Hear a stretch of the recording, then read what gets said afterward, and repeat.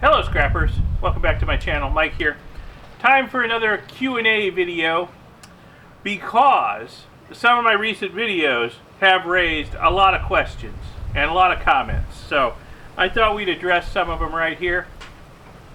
First off, before we get started with that, I want to say a big thank you to everybody who reached out when I was sick with COVID and in the aftermath of that, and sent me well wishes, whatnot, offers of help, whatever. Thank you very much. I really appreciate that because I was really sick there for a while. I actually got over COVID pretty quick. I was only sick with it for about a week before I started testing negative again. And it was only like maybe a moderate flu. I've certainly been sicker. But you know, I've been vaxxed and boosted and all, so that probably kept me from getting too sick when I had COVID. I know some people who have not been vaccinated who have gotten COVID and got really, really sick. So I think I missed some of that. But the problem is I got a secondary respiratory infection post-COVID, and that really knocked me down. Just as soon as I started feeling a little better after I got over COVID, the secondary infection knocked me down, and I was sick for a good month with that. Fortunately, I had some videos pre-recorded I could release now and then, because there were times there when I just didn't feel like doing anything, and also times when I couldn't talk. So anyway, I'm about 98% now. My doctor sees a lot of this post-COVID infections. He says some people take 6 months to a year to get over them. I guess I'm lucky because we're only a little like a month out, and I'm like 98% better. So every day, you know, a little less fatigue, a little more stamina, a little less coughing. So getting better. So thanks again, everyone who reached out to me when I was sick. But yeah, we need to have a little Q&A session because some of these videos I've released lately have generated just massive amounts of comments, and I appreciate that. Some of those comments contain good ideas, good suggestions, questions that make me think. So yeah, keep those coming. Let's talk a little bit about the stuff I got from Mount Baker Mining and Metal, the ground up motherboard stuff that my friend Ken sent off to Jason at Mount Baker Mining and Metals. Sent him a couple of Gaylords of motherboards.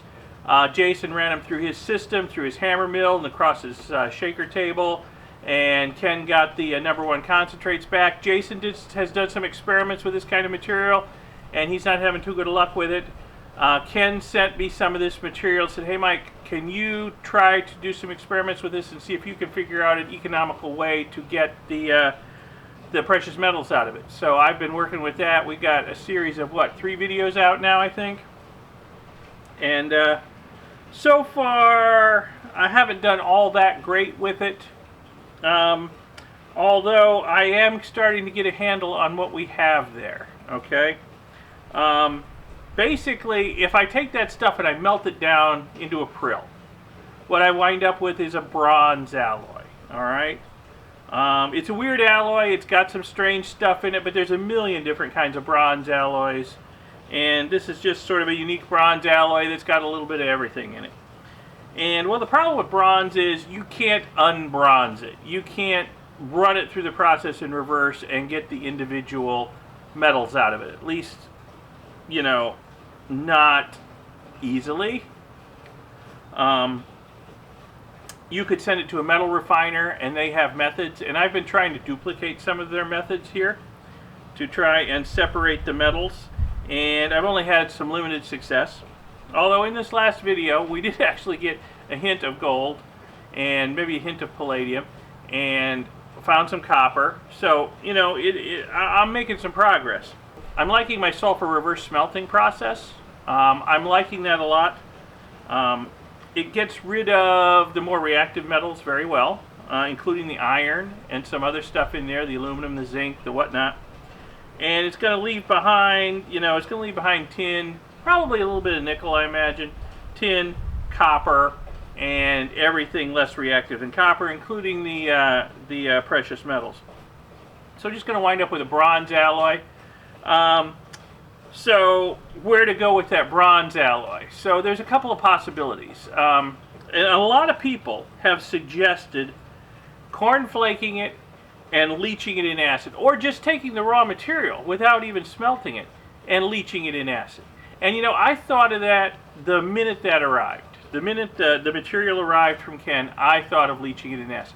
You know, get yourself a 55-gallon plastic drum, put a couple 100 pounds of this material in it, top it off with muriatic acid, put an air bubbler in it, close it up with some vent holes, and just let it sit for a few months. Maybe 6 months, maybe even a year, whatever.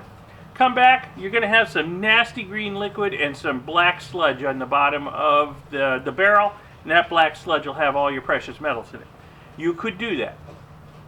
On a large scale, you're going to be generating a whole lot of drums of waste, though, that's going to have to be processed or treated or somehow disposed of. So, not really a practical thing. This day and age, you got to think about the waste you're producing before you start producing it. So, you know, what are you going to do with 55 gallons of highly acidic liquid waste laced with lots of heavy metals, toxic heavy metals? You know, what are you going to do with that? Pour it down your drain? That'll get you into a lot of trouble really quickly. So, yeah, don't know. It would probably work, but it's really not the ideal solution, okay? Getting rid of a lot of these metals with some of my reverse smelting, cornflaking the prills, and then maybe acid treating the cornflakes, there'd be a lot less material to deal with. We would produce less waste, so that's an improvement. Another possibility, and a lot of people have suggested this, is just take the bronze alloy that I'm getting at the end, you know, these bronze prills I'm making, and just add a lot of extra copper to them to dilute all of the other base metals in there, and then I can run it through my electrolytic cell. And that's a possibility. I do have a lot of cement copper in my waste bucket. It's crude cement copper that's polluted with other stuff, but it is mostly copper. So I could add it to this and get the percentage of other stuff down to where this actually starts looking like copper instead of looking like bronze, like a white bronze. So that's a possibility. It does seem kind of like cheating to add copper to this to turn these into copper. I would like to just be able to turn them into copper, but that is a possibility. Might pursue that down the road. I mean, I need to run that waste copper through the cell anyway, so I might as well alloy it with these, I guess, as a way to go. So that's a possibility, and thanks for those suggestions. Keep those good suggestions coming. I think the idea I had with my reverse smelting was if I could turn all of the metal into metal sulfides. Okay, and I found, you know, during my last big test where I put 120 grams of sulfur in with 200 grams of the material from MBMM, smelted it in a crucible, poured it, got no metal prill. The slag was just like a solid mat of sulfides.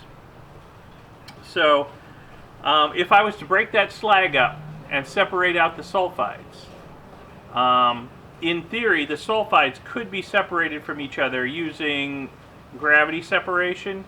That's the way refiners do it in a flotation cell. When they mine mixed sulfides out of the ground in a mine, they'll concentrate them, then they'll run it through a flotation cell, and the way they tinker with the cell determines which sulfide comes to the top and gets skimmed off.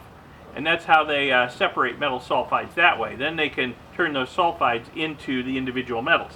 Unfortunately, I don't have a flotation cell, and I really don't have access to enough of this material to make it worth my while to try and build one. But that would be possibly a way to go.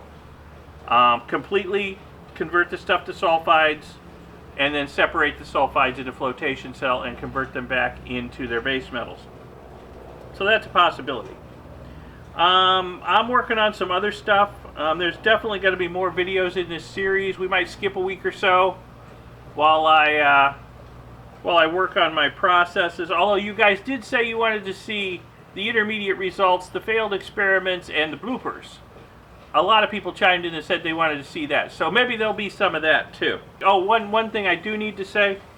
In the last episode of me processing the MBMM material, I did make a mistake. Okay, and a lot of people pointed it out. Well, not so much a mistake as an omission. It looks like in the video I put in 40 grams of lead, and then at the end I got 80 grams out. I must have forgot to hit record, because there was a point where I second-guessed myself, and I said, you know what? I think I'm going to double the amount of lead, so I doubled it to 80 grams.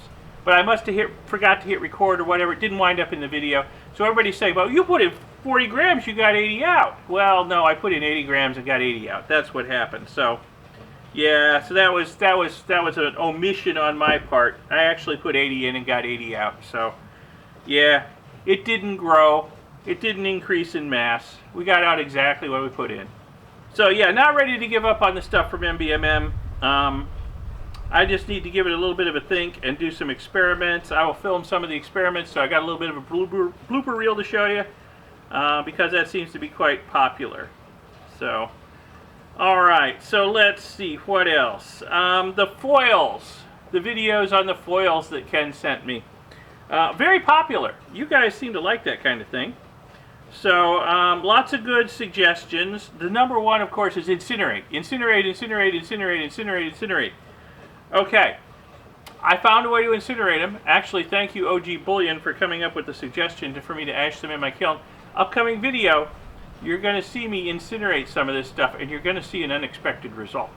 So, sort of a little foreshadowing, a little upcoming events. Watch for that video to come out. Incineration is not the end-all, be-all, okay? It doesn't always work that well. Some people say smelt it. Yeah. That's a thought. But actually, I think I'm starting to get a handle on it. After episode 3 comes out, you'll see that I think I'm starting to get a handle on it and know where to go from there. I think I figured out that the dye that's in there is an inorganic dye. So that's what's causing me a lot of trouble. It's not anything organic, so incineration really didn't help me out much with that.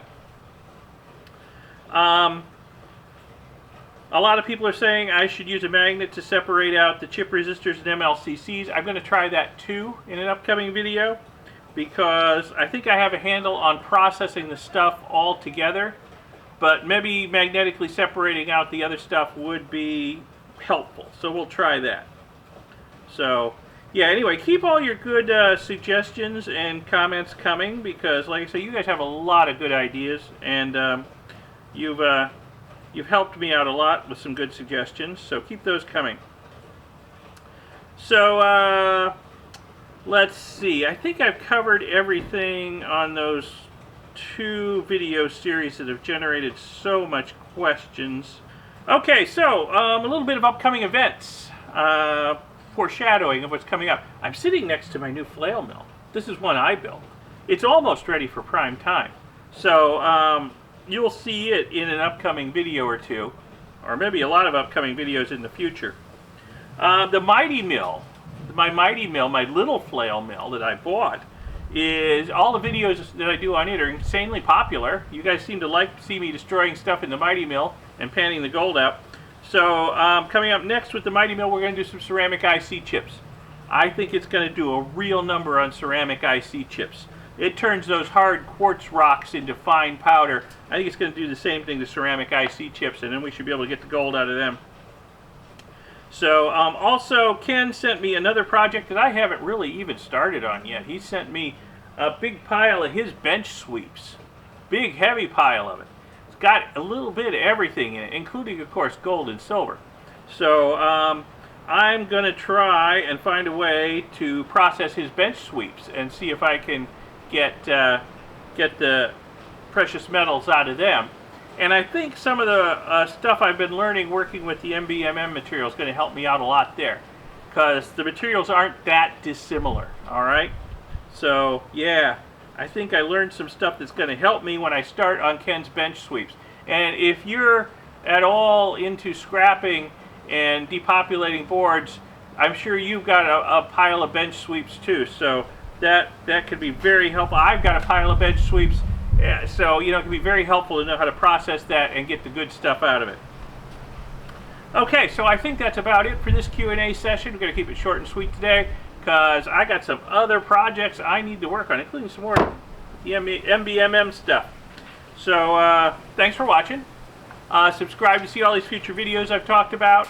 Press the little bell icon YouTube wants you to press to be notified when new videos come out. You'll be notified if you're a subscriber if you press that button.